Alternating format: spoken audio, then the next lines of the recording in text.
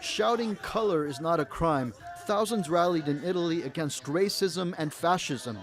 Rallies took place in Rome, Milan, Palermo, and here, the town of Macerata, where a gunman targeted black men and women during a 2-hour shooting spree last week. We cannot accept that a person goes onto the streets to kill. These are children, people in the streets watching. This man went to the streets to kill as many black people as possible. I don't know what to call it other than a racist and fascist act. Police arrested a 28-year-old white Italian man they say was the suspected gunman.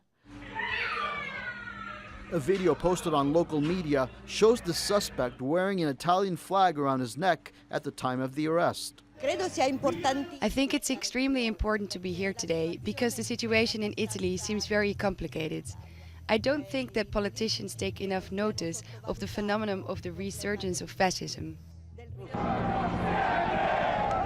Many are warning that anti-immigration rhetoric has become part of the national dialogue. They fear this sentiment will influence the upcoming national elections on March 4th.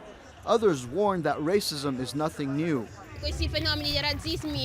I have been faced with the problems of racism here since my primary school days. There were children who called me a Negro. It is far from being a phenomenon that dates from yesterday or the day before with the shooting that took place. There has always been racism here. The shooting in Macerata followed the arrest of a Nigerian man in connection with the murder of an 18-year-old Italian woman.